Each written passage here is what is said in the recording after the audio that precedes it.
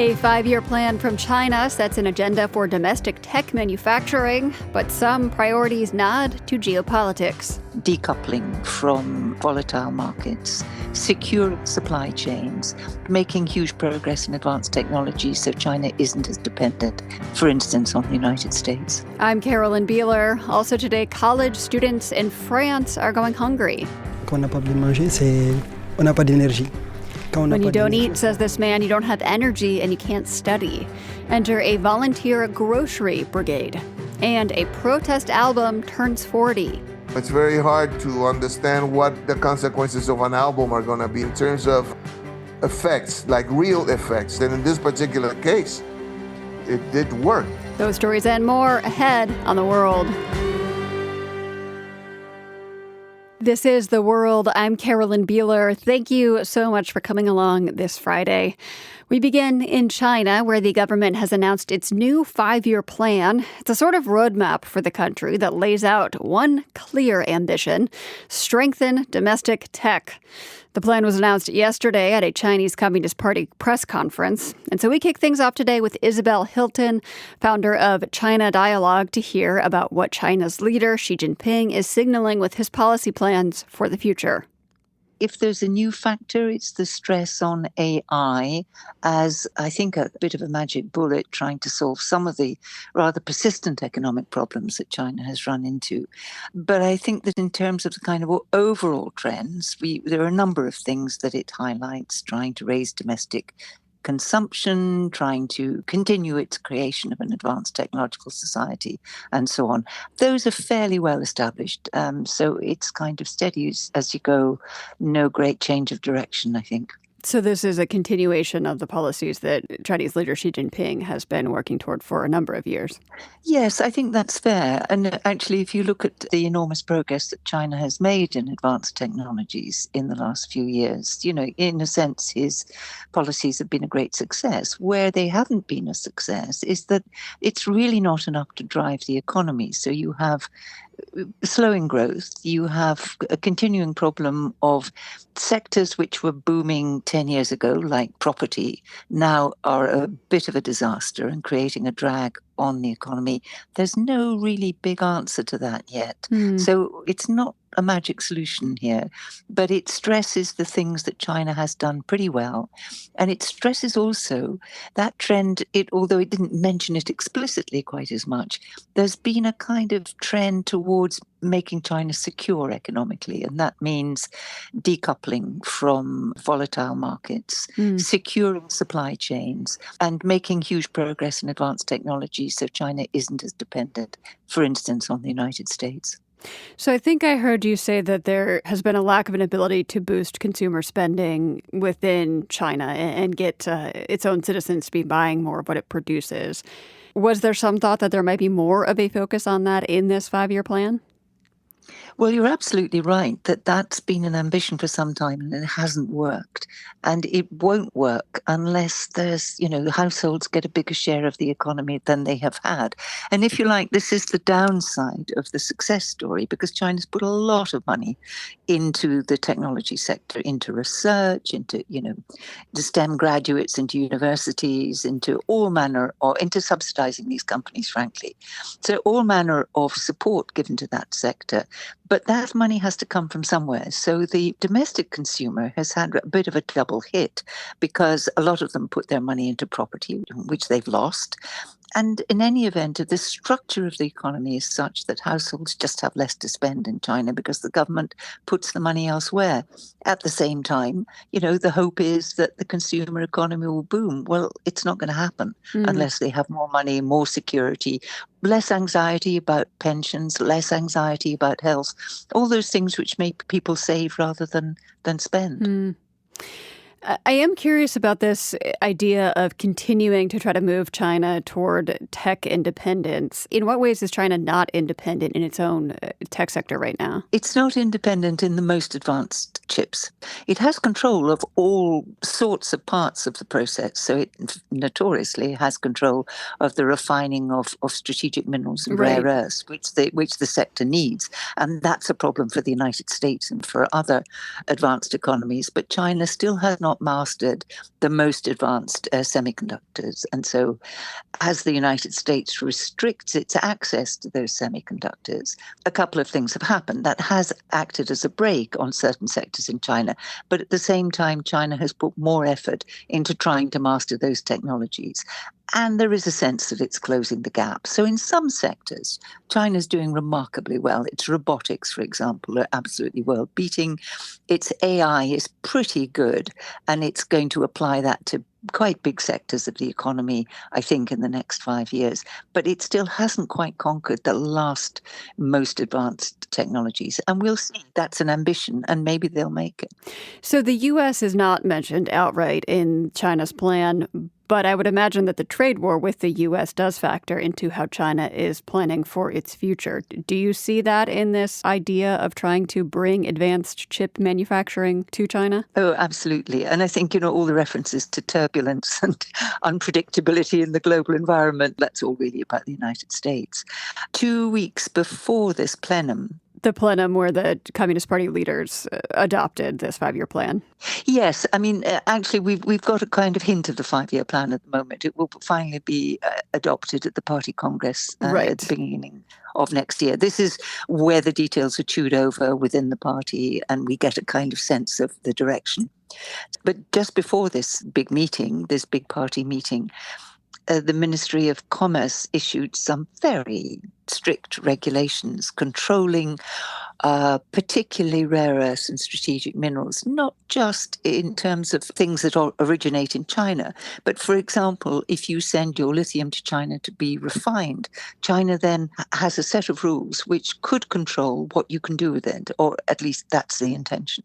So China has hit back at the United States with a set of very robust measures, which are pretty much copied from the measures that the United States was trying to deploy against China. And all of this is in advance, both of this meeting, but also of the anticipated meeting between China and the United States in the continuing trade talks. What are the other ways that China's 5-year plan responds to its relationship with the U.S.? In 2015, China published a strategy called Made in China 2025, and that was really about decoupling. And it was about becoming much more self-sufficient, much less subject to pressure from outside. And again, what you see here is the ambition to build an advanced technological society and to apply AI to all forms of manufacturing, to health, to a kind of advanced society. That's really, again, a kind of statement that China aims to be technologically superior, not dependent on the United States, and become a global technology leader. There is a high-level meeting next week between U.S. President Trump and Chinese leader Xi Jinping. Who has the upper hand right now heading into that meeting? In the Cold War, there was a doctrine of mutually assured destruction, which basically argued that a nuclear war would destroy everyone, and that was the great deterrence. There's a little bit of that in this. China has some very, very strong cards. And, as we've seen over the past few months, China is quite prepared to use them. They've got much tougher in these conversations. The United States still has the edge in semiconductors, and it has one item for the supply chain, which is important, and that's quartz, and it dominates the production of quartz. Everything else China dominates. So frankly, I think it would be a complete standoff. It would be very damaging to both if they were to apply all the strictures and restrictions that they have threatened. So I think what we should hope for is that they put a floor under this relationship, that they get back to a kind of functioning trading relationship, and that it doesn't get any worse. I don't think it's going to get substantially better. I think we're locked into rivalry here. But I think it would be unfortunate if they were to do real damage to each other's economies. The Financial Times did an interview with the Prime Minister of Singapore that they published in the past few days. And in it, he warned of turbulence ahead in the post-American order. saying we are in the midst of a great transition to a multipolar world. And I'm wondering, as a China watcher, what your reaction is to that, or if you have any thoughts on how that plays out between the U.S. and China. I think the Prime Minister of Singapore is certainly right that we're entering a period of turbulence. And part of it is the uncertainty of what happens once the United States steps back from leadership. Because China is a very big power, but China doesn't want to assume the burdens of global leadership beyond really adjusting the global system to suit it better. But it's not going to play the role of policeman or enforcer that the United States has played for 50 years. So it's extremely uncertain. It's very difficult for middle powers. It's very difficult for small entities like Singapore who get caught between competing superpowers like the United States and China. And so I think that it's the period in which there were rules and everybody understood them and there was a certain amount of order is over. So it is quite uncertain. Isabel Hilton is founder of China Dialogue in London. Now, it is only the fall, but the soccer world is already focused on the 2026 World Cup in June. And some of the early excitement has to do with a small country getting its first shot. The World's Bianca Hillier reports. We are in Cape Verde today for what could be a historic evening. Everyone at the Cape Verde National Stadium knew what was at stake when the men's national soccer team took the field against Eswatini last week. If they wanted to go to the World Cup, they had to win. Many of these fans encouraged to take their Monday afternoon off work to make it to the ground. It was a slow first half, the score 0-0. But in the second, magic. Cape Verde scored not once, not twice. This might be a chance for number 3. It's a good save by the goalkeeper, but it might be forced in. It is. That wraps it up for Cape Verde. World Cup, here they come, for the first time in history.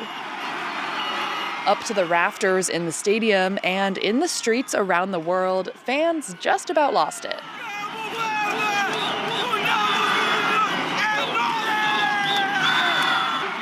People were dancing and jumping all over each other, waving around the country's blue, red, and white flag.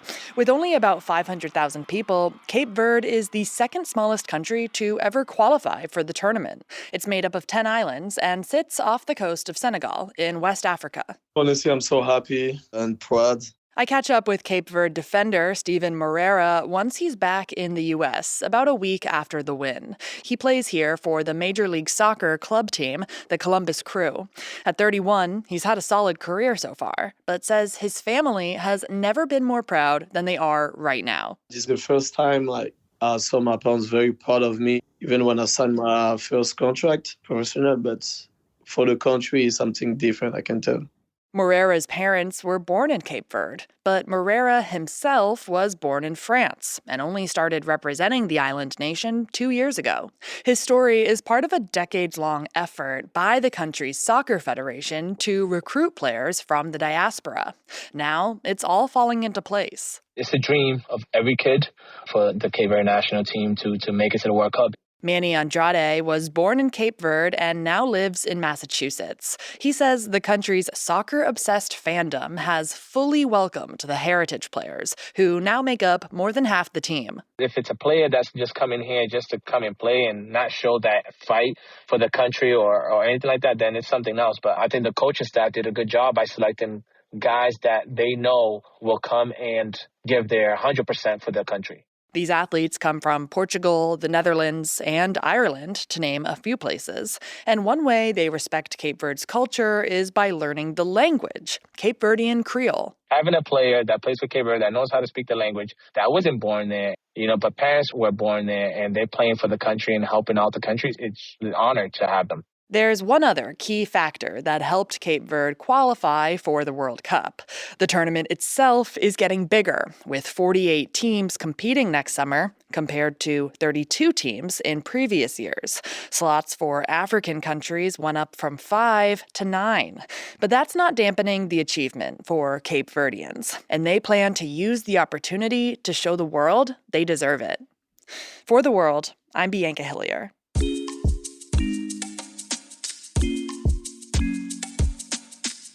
You're with The World. This is The World. I'm Carolyn Beeler. This next story is focused on what's considered in Britain to be one of the great injustices of modern history. The year was 1975. 3 men and 1 woman were wrongfully imprisoned for a bombing by the Irish Republican Army in Guildford, England. They became known as the Guildford Four, and by the time their convictions were quashed in 1989, they'd spent 15 years locked away. As The World's Europe correspondent Orla Berry reports, their families are still searching for answers and accountability. Jerry Conlon was just 20 years old when he was arrested early one morning in Belfast in 1974. The door got kicked in at about 5 o'clock in the morning, and I remember a light being shot on my face and looking up and seeing these soldiers with grease paint on their faces, and they dragged me down the stairs. In a TV interview in 2014, Conlon said the violence he experienced that night was just a taste of what was to come. There was 2 policemen there, reeking of whiskey. And he said to me, "What's your name?" I said, "Jerry Conlon." He just hit me and broke my nose. 2 months before his arrest, bombs had exploded in 2 pubs in Guildford outside of London. They killed 5 people and injured around 60 others. The attacks were part of a deadly IRA bombing campaign in England at the time. Jerry Conlon, who'd never been to Guildford, was accused of carrying out the explosions. Another young man from Belfast, implicated by police, was Paul Hill. Hill told police for days that he had had nothing to do with the bombings, says lawyer Alistair Logan. And then one of the officers dry fired a pistol through the flap in his cell door in the police station. You know, a sort of Russian roulette. Click. Next one might be a bullet. Logan, who represented the Guildford Four for many years, says police also told Hill they would go after his pregnant girlfriend. And eventually, he confessed to something he didn't do. Jerry Conlon said British police told him his mother may come to harm if he didn't confess. He said to me, "Your mother works in the Royal Victoria Hospital." And I said, "She does." And he picked up the phone and he said, "Give me a line to Springfield Road Police Station." He said, "Conlon's not cooperating, he won't sign a statement. If he doesn't sign a statement in the next couple of hours, we want you to arrange for an accident to happen to his mother." And they told me how they were going to do it. 2 others, Paddy Armstrong from Belfast and his girlfriend, 17-year-old Carol Richardson, were also forced into making false confessions. Within days, all 4 had retracted their statements. But in October of 75, they were sentenced to life in prison for murder. A few months later, members of an IRA gang, arrested for a separate bombing, claimed they had carried out the Guildford attacks. Lawyer Alistair Logan says the police did not pursue those claims. The only possible reason for that was the fact that they knew that if they interviewed them and got confessions, it would expose what they had done to the Guildford Four. And that would be a whole load of criminal offences committed by police officers. Jerry Conlon's father, Giuseppe, was also wrongly imprisoned in connection to the same IRA bombing campaign. His daughter Bridie, Jerry Conlon's sister, tells me she was just 16 at the time. My daddy was a very gentle sort of a person, and this was the time that we were starting to get to really know each other, as me starting to grow up, and that all disappeared. Her dad, Giuseppe Conlon, died in prison, and it would take a total of 15 years before the Guildford Four had their sentences overturned. On the day of their release, Jerry Conlon walked out the front door of the Old Bailey Courthouse in London, his sister Bridie at his side, and he spoke to the crowd. I'm in prison 15 years for something I didn't do. I didn't know anything about. Only innocent man. I watched my father die in a British prison for something he didn't do. After leaving prison, Conlon went on to campaign for others who were wrongly accused. But he faced his own battles too, with alcohol and drugs. I mean, Jerry was never the same again when he got out of prison, and he felt that he had left his family behind in prison because he was there that long. Jerry Conlon died in 2014. To this day, No one has been held accountable for the wrongful imprisonment of the Guildford Four. An investigation found there were failings by both police and prosecutors, but no one was convicted. Full details of that investigation were set to be released in 2020, but the British Home Office said the files should remain closed because they could impact future investigations. 2 years ago, Bridie Brennan started her own legal action against police in England and Northern Ireland. There was a miscarriage of justice. A miscarriage of justice that has lasted 51 years. Took my family away from me, destroyed the family. So I need to do this. Brennan says she wants to know all the details about how and why her father and her brother were wrongly convicted.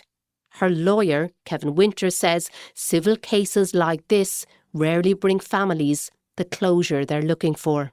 We always front up with this with families, that entering into a legal engagement and taking on the British government and its agencies on matters like this involving national security, etc.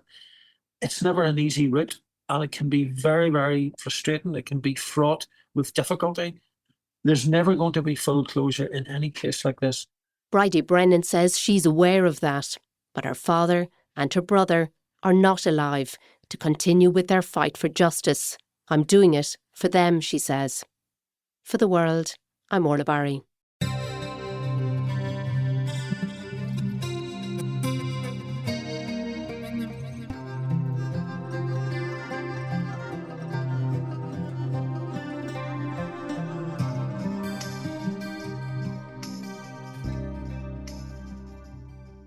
Over the last day, video has been circulating of thieves escaping Paris's Louvre Museum after a shocking daytime heist.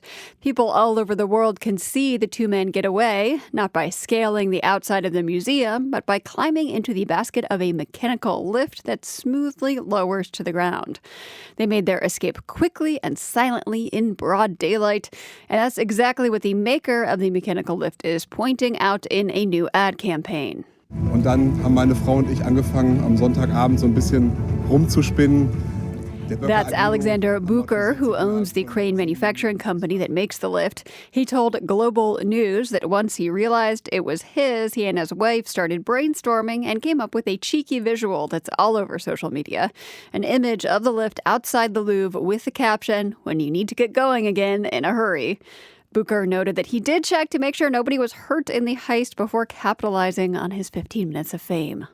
Luckily for us, most of the people got the humor and know that we are not involved in the robbery, and we were very pleased with the reaction so far. As for those thieves caught on camera, they are still at large. More global news is still coming your way. This is The World.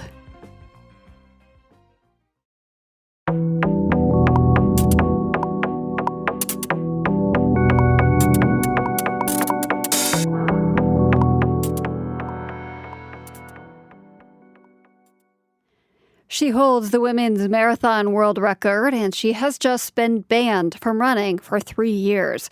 So says the Athletics Integrity Unit. Ruth Chepingetich has admitted to doping violations after testing positive for a diuretic back in March.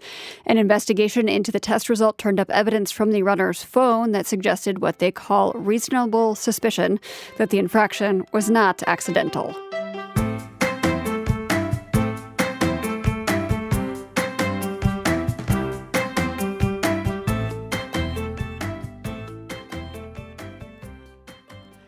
And now we go to France, where 1 in 5 college students lives below the poverty line. That's according to government statistics. The situation is similar across Europe. One thing that is different in France is that there's a legion of volunteers who are hitting college campuses to lend struggling students a hand.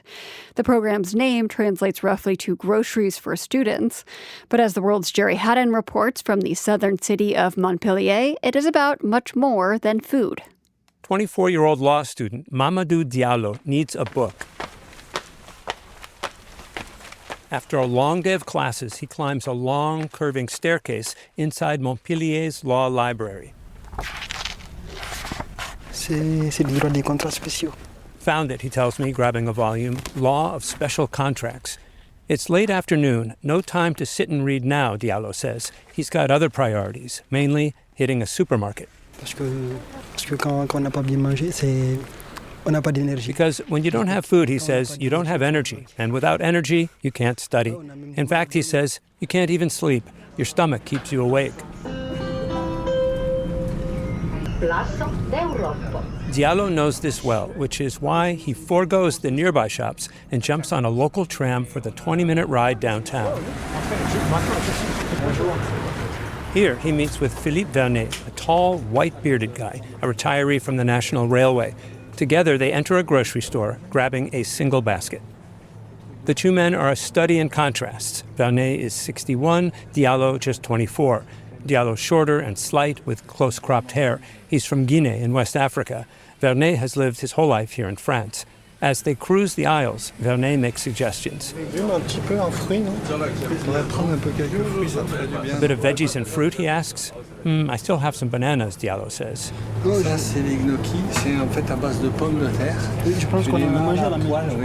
Do you know these, says Verde? They're called gnocchis. They're made from potatoes. They're easy to cook.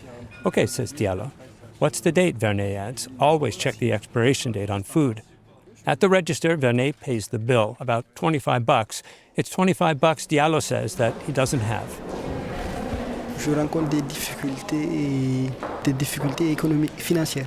I have difficulties, especially financial difficulties, Diallo tells me.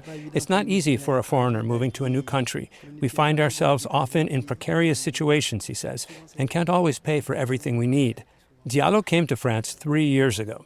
An uncle paid for his flight from Guinea. His parents gave him what they could, money that would last him just a couple of months. After that, he was on his own. Luckily, he says he stumbled on this program, Groceries for Students, where he met Verde, who'd signed up as a volunteer. J'ai aidé mes enfants parce que j'ai 3 fils. J'ai pu les aider financièrement et donc c'est normal. I thought I helped my own 3 kids financially when they needed it, Verde says. Now that they're grown and moved out, I can certainly help others. Verde is one of around 7,000 volunteers across France who've signed on with Groceries for Students. Marion Dolissi-Galzi is the group's founder and director. Il y a aujourd'hui un étudiant sur 3 qui saute des repas, plus ou moins régulièrement. C'est un vrai fléau. Today, 1 student out of 3 regularly skips meals, she says. Poverty is a scourge for these young people, and just in this pivotal period of their lives.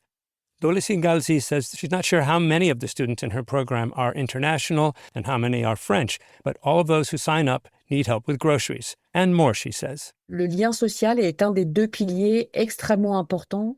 In fact, creating social connections is a crucial pillar of our program, she says.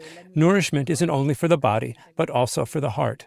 If a good connection is made between student and volunteer, that's encouraged, she says, because poor students can become isolated, moving between classes, studying, and jobs to help pay the bills. Diallo himself works 1 day a week and full-time in the summer. Je me rappelle un jour qu'il lançait des boules. J'en ai parlé avec lui, je voyais des gens lancer des boules et tout le monde. One day I was walking to work, he says, and I saw these people throwing metal balls in a park. I asked Philippe what it was. He told me it was a game called pétanque, and he invited me over to play with his family. We've played a bunch of times. Often it's that extra step, Verde says, that really lifts a student's spirits, makes them feel less alone. That, and in Diallo's case, a bit of chocolate doesn't hurt either. Prends-toi un petit truc, une petite gourmandise. In the supermarket, Verde tells him, come on, grab yourself a little treat. Look at those brownies. They're delicious. Okay, Diallo smiles. Okay. Bon, Diallo. Salut. Et moi, je pars tout le week-end, là. Outside, Verde and Diallo say goodbye, high-fiving. Verde suggests they grab lunch next week. Done, says Diallo. On the tram home, I asked Diallo, for you, who is Philippe Verde exactly, anyway? Philippe, aujourd'hui, je le considère comme un membre de ma famille en France. Je le considère comme un family, he says without hesitating. He's family.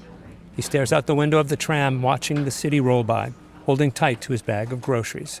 For The World, I'm Sherry Haddon, Montpellier, France. You're listening to The World. Earlier this month on a Slovenian mountainside, there was a high-stakes cycling race. It was kind of a strange one. Thousands of regular people raced cycling legend Tadej Pogačar uphill. It is called the Poggy Challenge. Deutsche Welle's Guy Delani was apparently feeling brave. He took on the challenge himself and brings us this dispatch. Hundreds of people have crammed into a marquee here in Tadej Pogacar's home village, Komenda. They're watching the four-time Tour de France champion ride his way to victory in his penultimate race of the season, the Giro di Lombardia. But less than 24 hours from now, many of us will be setting off ahead of him on the climb up Mount Karvavets for an event called the Poggi Challenge. This is going to do you guys tomorrow. To ride a bike with him or he with the fans, that's all what he wants, and yeah, that's sort of idea. Luca Dollar is part of the team behind the Poggi Challenge. It's really simple. He doesn't want to have a big reception or a big party in the center of Ljubljana, or I don't know. He wants to show where he is from and to do what he most likes.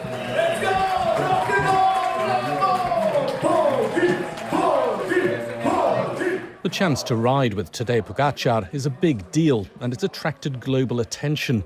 The start list includes riders from 36 countries. One of them is Tang Li, who's brought his rather lovely S-Works tarmac bike from China's southern Guangdong province. I just arrived. So you're jet-lagged? Yeah.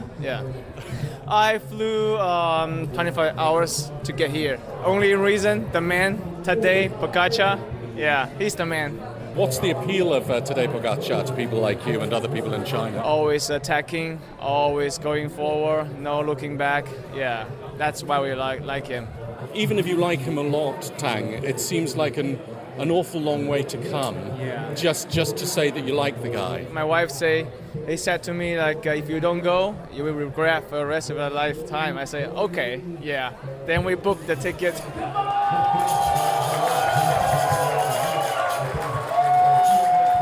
Let's rewind a couple of weeks, because that's when I got my invitation to take part in the Poggi Challenge. Not just reporting, but riding up the fearsome 15-kilometre climb ahead of the world's greatest male cyclist, which is a bit of a problem, because my usual cycling is just around town, not up an actual mountain. So, is this a really silly idea? Yeah, that could be quite stupid, of course. Marc Corre is a former sporting director for one of the world's top women's cycling teams. But on the other hand, it's also a unique opportunity to measure yourself with Tadej Pogacar, the absolute best in cycling. And even historically speaking, there hasn't been anyone that good in this sport. So it's really special, yeah. What can I do to prepare myself for this sort of, not just racing against Tadej Pogacar, but going up a climb this fearsome? Well, not much, actually. I mean, you can't really improve your shape that much in that short of period. So the only thing you can do is prepare your body for the shock that it's waiting. So yeah, try to climb as much as you can in this period, so that on the day of the event, the shock isn't that big.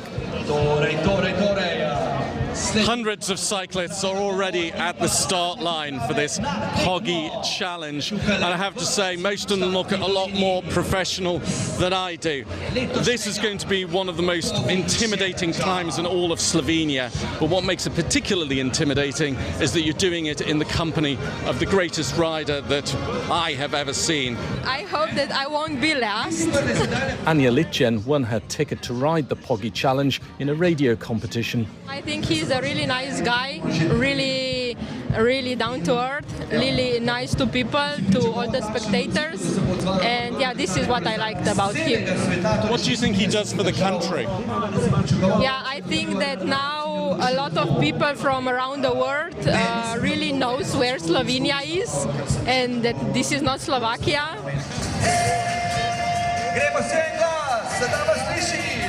Thank you all for coming, and enjoy today. Have fun.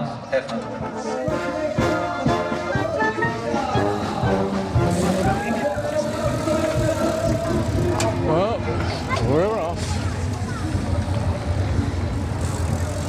The climb is about to start. Go. There are too many people wearing world champion jerseys. How will I know when it's Tadej Pogacar.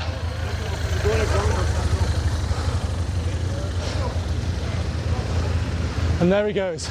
Tadej Pogacar just whooshed past me. That didn't take long. Poggy passed me within the first 2 kilometres, which was pretty much what I expected. But I was in good company, because despite the head start, only one challenger stayed ahead of the champion until the misty mountaintop finish, 40-year-old British lawyer Andrew Feather. I can walk away today and say, you know, I've shaken his hand. He's given me the trophy, which is amazing. What were you thinking as you were going up this climb? And it is relentless. Were you bracing yourself for the moment that you saw that rainbow jersey flash past? I was looking, particularly towards the end on the steep bit, I was looking over my shoulder thinking at some point he's going to come up pretty quick, but he didn't, so I was happy. And it was amazing that there were so many people at the end watching. There's the crowds are so big. It's like a Tour de France stage finish, and it certainly gave me the motivation to keep going all the way to the line. Hello, welcome to the finish line. Good job. In fact, today was very much in party mode and even seemed happy that someone had beaten him. Perhaps it was the novelty after one of the greatest individual seasons of all time, or just relief that he'll finally get a holiday. It means a lot to finish the season with an event like this. I think just as a thank you to all the people. You didn't win for once. Yeah, you cannot win them all. It's an Englishman who beat you. Yeah, he's climbing very good, eh? What's next for you though? Because you've conquered everything this year, more or less. How do you keep yourself interested? If you love what you do, then motivation shouldn't be difficult to search for. I'm pretty open for anything. That sounds rather ominous to me. Potential Poggy challengers, consider yourselves warned. That was DW's Guy Delaney, who did pretty well for himself. He came in 710th, under an hour behind the champ. The World is produced by GBH and PRX, broadcasting weekdays from the Nan and Bill Harris studio in Boston. Find us online anytime at theworld.org and also on YouTube. We are at The World News GBH, all one word. Check us out and subscribe. I'm Carolyn Beeler. Please enjoy your weekend and join us right back here on Monday. The World is supported by the Carnegie Corporation of New York, working to reduce political polarization through philanthropic support for education, democracy, and peace. More information at carnegie.org. By the John D. and Catherine T. MacArthur Foundation, committed to building a more just, verdant, and peaceful world. macfound.org. And by FJC, a foundation of philanthropic funds serving the nonprofit sector with donor-advised funds, fiscal sponsorship, bridge lending, and more. FJC.org. The World's theme music is composed by Ned Porter. The World is a co-production of GBH Boston and PRX. More information at theworld.org.